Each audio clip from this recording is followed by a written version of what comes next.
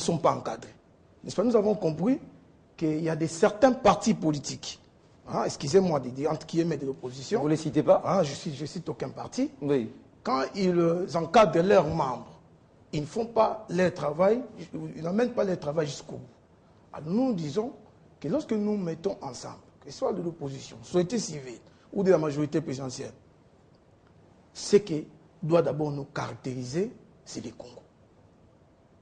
Vous voyez, c'est les Congos qui doivent d'abord nous mettre ensemble, et à travers les Congos, ça nous permet aussi de voir notre province qui est le Congo central. Oui. N'est-ce pas? Comme je l'ai dit, là où constitue notre cible. Alors nous voulons donner une autre image.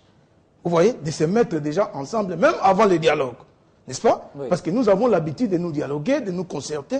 Comment nous pouvons faire, comment réfléchir pour faire évoluer notre province. Maintenant, pour revenir à votre question, bien entendu, vous venez de dire comment est-ce que nous faisons pour contacter, n'est-ce pas, hein, les autorités, savoir... Est-ce que vous faites ce plaidoyer? Oui, ça dit, nous sommes une structure jeune, comme vous venez de dire, et nous plaidons aussi.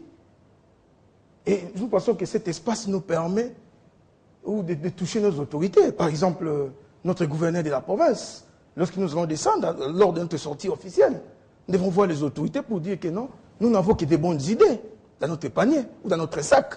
Nous voulons que les autorités de notre province viennent à notre secours, nous soutiennent, voire des projets. Les projets, il y en a autant. Mais surtout lorsqu'ils manifestent leur bonne volonté, je crois que les choses iront dans un sens beaucoup plus positif. Madame, j'aimerais savoir, vous êtes à Kinshasa ou bien vous êtes au Congo central? Je suis à Kinshasa. Vous êtes à Kinshasa. Mais comment arrivez-vous à participer, à être à Kinshasa, alors que c'est une structure du Congo central? Oui, c'est une structure du Congo central, oui, mais nous sommes aussi à Kinshasa. Oui. Au fait, quelque chose que vous devez aussi comprendre, que nous visons le Congo central. Oui. Mais la structure, c'est au Congo central, comme vous l'avez dit, et aussi à Kinshasa. Oui. Donc, nous participons, nous faisons aussi des réunions, des rencontres à Kinshasa. Ah, d'accord. C'est ça. Monsieur Papita, vous avez quelque chose à rajouter très rapidement avant de passer évidemment à la question concernant le dialogue. Vous avez quand même écouté les jeunes, vous avez quand même écouté leur point de vue, leurs réflexions. Autre chose de particulier à rajouter qui vous tient à cœur? Non, il y a une chose qui m'a un peu séduit dans leurs déclarations, c'est de voir comment ils peuvent parler Congo dans l'unité.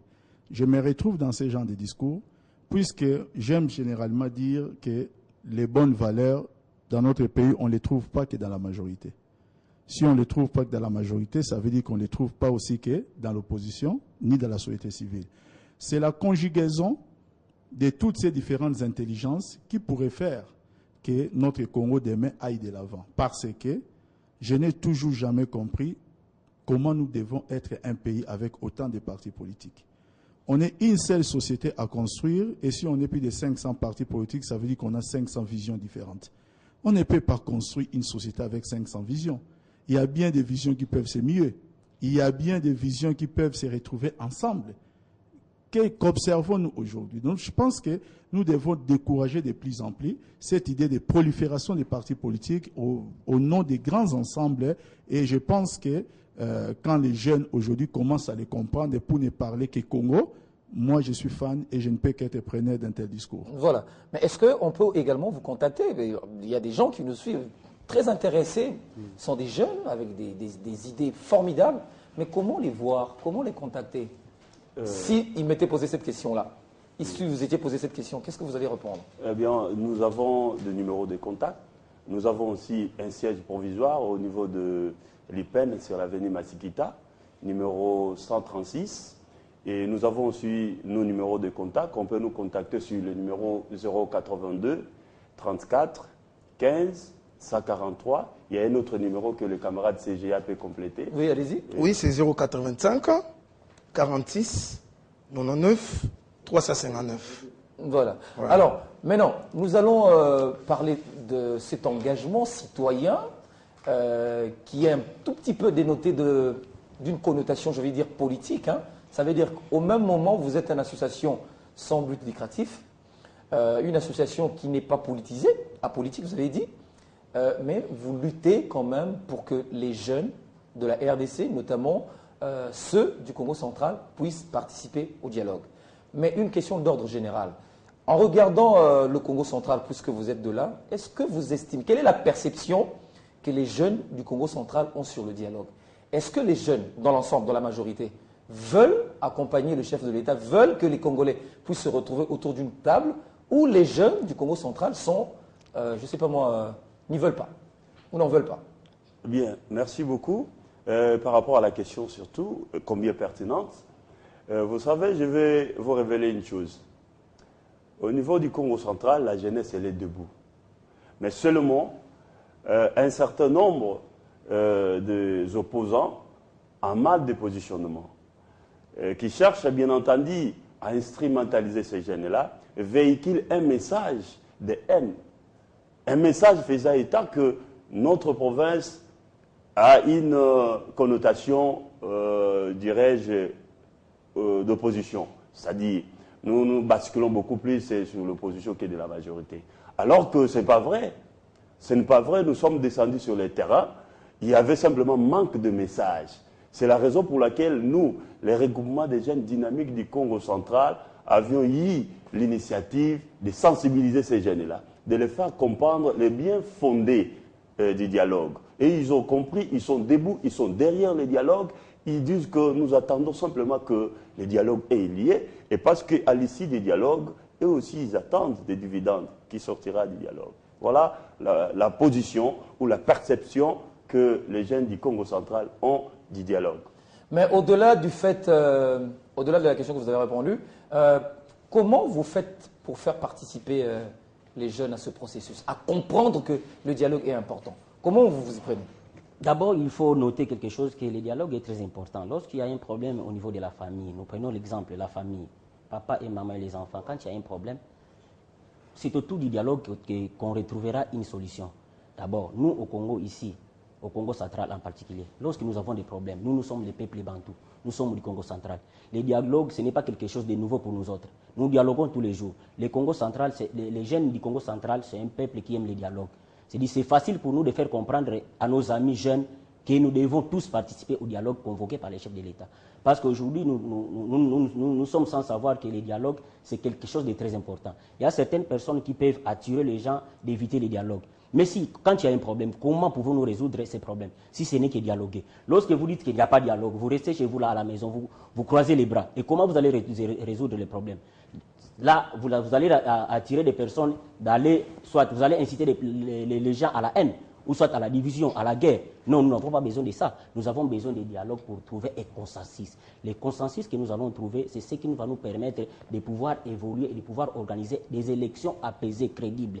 Pas des élections telles que nous les avons eues en 2006, en 2011 aussi. Nous avons eu des élections qui sont abouties à des guerres, qui n'ont rien donné à la République. Cette fois-ci, nous ne voulons pas ces élections. Nous ne voulons pas des élections pareilles. C'est pourquoi, derrière les chefs de l'État, nous, jeunesse du Congo central, nous voulons conscientiser les jeunes des autres provinces aussi, de pouvoir se mettre ensemble, pouvoir se parler, dialoguer pour trouver un consensus pour que nous ayons des élections paisibles et crédibles. Mais ceux qui vous suivent, qui vous ont suivi au début, quand vous avez parlé de votre mouvement qui est apolitique, et qui vous entendent comme ça et qui vous collent quand même à un caractère assez politique, qu'est-ce que vous allez dire? Non, voilà qu'ils ont changé de position. Je ne crois pas que ces gens-là vont nous coller un caractère politique. Parce que dans nos objectifs, qu'est-ce que nous disons? Nous sommes en train de soutenir les bonnes initiatives des personnalités politiques et sociales qui prônent pour le développement du pays. Lorsque le chef de l'État dit qu'il y a dialogue, c'est une bonne initiative. Nous ne pouvons qu'encourager cette initiative. Il ne dit pas que venez, nous allons dialoguer pour aboutir à la guerre. Mais il dit venez, nous allons dialoguer pour trouver un consensus pouvant nous permettre à trouver des élections paisibles et crédibles pour éviter ce que nous avons eu à constater aux élections passées. Moi, je ne trouve pas que c'est une connotation politique. C'est juste un point de vue. Par rapport à nos objectifs, nous avons bien défini les objectifs. C'est-à-dire nous devons soutenir les bonnes initiatives des personnalités politiques et sociales. Voilà. Vous soutenez les bonnes initiatives, mais face à cette démarche, il y a de la manipulation de la jeunesse. Manipulation venant de la part des partis politiques qui sont contre le dialogue. C'est pas facile, hein, cette tâche. Non, dans la vie en soi, rien n'est acquis. Hein. Rien n'est facile dans la vie. Nous sommes de jeunes. Nous allons essayer de donner les meilleurs de nous-mêmes. Et c'est ça aussi l'occasion pour nous que nous continuons toujours à demander à nos autorités provinciales de soutenir vraiment cette initiative parce que nous voulons pour nous qu'il y ait la paix. N'est-ce pas? Messieurs les journalistes, je vais vous donner un exemple un peu beaucoup plus simple. Hein? Parce que l'ami vient de dire que j'étais à Matadi. Il n'y a pas 10 jours que j'étais à Matadi. Dans le cadre toujours de la DG, de la RJDKC, quand je suis allé là-bas, j'essaie un peu de discuter avec des amis. Des gens que j'ai trouvés sur place. Je voulais savoir comment est-ce que ces gens essayent de comprendre les dialogues. N'est-ce pas? Il y a une maman là qui m'a fait rigoler. Je dis, bon, maman, vous êtes d'accord pour le dialogue ou non pour le dialogue? Oh non, nga Mukonzamboka aussi na lembier déjà. Pourquoi? Olemi Mukonzamboka pour asaliner. Oh non, pour la sepela na ngana été. Oh, asala yo personnellement nini pour sepela na été. Oh non, bon. Kichasa comme te lo barandeng wana ti. Vous voyez? Donc il y a un certain nombre de choses, un certain nombre d'amalgames. Les gens dans notre province, le Congo central, essayent de subir une influence négative. N'est-ce pas, qui n'a même pas son sens. C'est pourquoi, comme l'ami vient de dire tout à l'heure, nous sommes là pour appuyer les institutions en place. Et le dialogue, aujourd'hui, c'est le chef de l'État qui a convoqué le dialogue. Beaucoup de gens ne savent pas que le président de la République constitue aussi une institution. Oui. Sa personne, c'est une institution. Oui. Alors, comme nous soutenons les institutions en place, nous avons trouvé que l'occasion est là pour que nous puissions en parler, les discuter sans tabou. Moi, je pense qu'il n'y a aucun inconvénient, il n'y a plus d'inconvénient quand il faut parler des dialogues. Le dialogue est toujours sanitaire, le dialogue est toujours impérieux, et le dialogue doit toujours être permanent dans la vie d'une famille, même, pourquoi pas même dans la vie d'un couple? Pourquoi pas entre nous les amis? Ce que nous faisons ici, nous échangeons. C'est le dialogue. Est-ce qu'il y a quelque chose de mauvais? Si les gens ne sont pas d'accord, telle ou telle autre chose, mettons-nous autour d'une table. Discutons. Pourquoi? Parce que nous évitons le désordre. Mais c'est en tout. Je vais vous dire que moi, il y a quelque chose de triste de mémoire. Hein. En 1990-91, nous on était encore gamins, hein. On était encore des petits à ce temps-là. Mais moi, j'ai un oncle paternel, le grand frère de mon papa, qui a fait aujourd'hui 26 ans au chômage. Pourquoi? Parce qu'il y a eu des désordres, des pillages en 1991. N'est-ce pas? Pourquoi? Parce que les gens ne savaient pas se mettre autour d'une table, discuter pour des choses qui concernent l'intérieur de leur pays. Alors nous, les jeunes d'aujourd'hui, il y a beaucoup de jeunes qui prennent qu'il n'y a pas de boulot, il y a des gens qui cherchent des boulots. Nous, les pays essayent de sortir hein, petit à petit. Conscient de ce passé négatif. De ce passé négatif. Il faut absolument éviter. Il faut absolument éviter que dorénavant, que nous puissions subir les choses que nos vieux ont subies par le passé. Et qui a touché malheureusement le développement de notre pays. Voilà, ça dit ça empêcher, ça constitue un frein pour le développement de notre pays. C'est pourquoi nous du Congo central, nous les jeunes, nous trouvons que non, cette idée-là, cette façon de voir des choses doit absolument changer. Voilà. Donc, Madame, je vois le... Oui, allez-y. Je voulais aussi ajouter quelque chose. Il y a nous, les jeunes de la RJDKC, nous voulons aussi faire comprendre aux jeunes c'est quoi le dialogue, parce qu'il faut qu'on se le dise. Il y a certaines personnes... Si vous voulez leur faire comprendre c'est quoi le dialogue, qu'est-ce que vous en comprenez alors? Justement, allez-y. je veux dire. Oui. Il y a beaucoup de personnes qui ne comprennent pas si c'est quoi le dialogue. Pour certaines personnes, des jeunes en particulier, ils se disent que le dialogue, c'est peut-être aider le pouvoir en place, d'être toujours là. Or, ce n'est pas ça. Et je suis même sûre que certaines personnes penseront que, comme vous l'avez dit, que nous sommes d'une certaine tendance politique vu que nous appuyons le dialogue. Ce n'est pas du tout ça. Le dialogue, c'est juste un terrain d'entente. C'est comme l'a dit le cordon, que quand, par exemple, dans une famille, il y a un problème, pour trouver une solution, qu'est-ce qu'il faut faire? Il faut dialoguer. C'est justement ce qu'on veut. C'est comme ça que nous sommes en train de soutenir ça. Et en partant aussi de nos objectifs. Notre objectif principal, le premier même quand vous lisez notre statut, oui, c'est de promouvoir l'unité, la paix et le développement du Congo central. Et j'ajouterai aussi de la RDC. Et pour qu'il y ait unité, pour qu'il y ait la paix, il faut qu'il y ait le dialogue et qu'il y ait un terrain d'entente là où il y a de mésententes. C'est un peu ce que je voulais ajouter. Monsieur Tamba, réaction s'il vous plaît. Les jeunes soutenir une démarche qui tend pour la paix, qui poursuit la paix, c'est un peu touchant. Hein? Vous savez, moi, les regards que j'ai, peut-être ça sera les regards forcément d'un politicien. Quand nous sommes allés en Chine, invité par les partis communistes chinois pour un séminaire de formation, j'étais séduit par une chose. J'ai remarqué qu'en Chine, il n'y a pas d'opposition. S'il n'y a pas d'opposition, ça ne veut pas dire qu'il y a un seul parti politique. Il y a certes les partis politiques chinois, mais à côté de ces partis, il y a aussi 8 autres partis politiques. Mais pourquoi il n'y a pas d'opposition? C'est parce qu'ils gèrent le pays par consensus. Ils dialoguent et ils ont mis en place un cadre permanent de gestion par les dialogues. Les résultats aujourd'hui est éloquent. La Chine aujourd'hui est devenue la première puissance économique du monde. Pas de dérive. Hein? La Chine aujourd'hui, elle est ce qu'elle est. Oui. La première réserve mondiale du monde.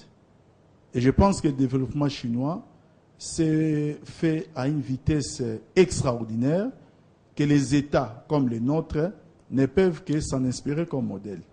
Alors, moi je pense que le chef de l'État qui en 2006 dans son discours d'investiture avait dit ou avait déclaré qu'il prenait la Chine comme modèle de développement. J'essaie de comprendre à travers cette phrase son souci permanent de créer cette unité-là au sein de la classe politique. Les bonnes valeurs, encore une fois de plus, on ne les trouve pas que dans la majorité. Pourquoi négliger une valeur qui peut contribuer pour le pays parce que cette valeur se trouve dans l'opposition et vice-versa? Oui. C'est là que nous devons bousculer un peu notre mentalité. Je l'ai dit tout à l'heure, plus de 500 partis politiques, c'est plus de 500 visions pour construire un pays. Pourquoi plus de 500 visions? Des États-Unis d'Amérique, avec tout ce qu'ils ont comme potentiel, ils se limitent à 2, à part quelques indépendants qui viennent de part et d'autre. Oui. En France, on n'a que 2 courants. Même le centre, avec Bayrou, a pratiquement disparu. Pourquoi chez nous, nous devons avoir 500 visions ou plus de 500 visions pour reconstruire un pays? C'est tout cela qui fait que c'est l'homme politique congolais qui devient moteur du désordre dans les chefs des mœurs que nous trouvons au sein de notre jeunesse. Alors, quand les jeunes aujourd'hui commencent à comprendre les choses de cette manière, moi je me dis que c'est une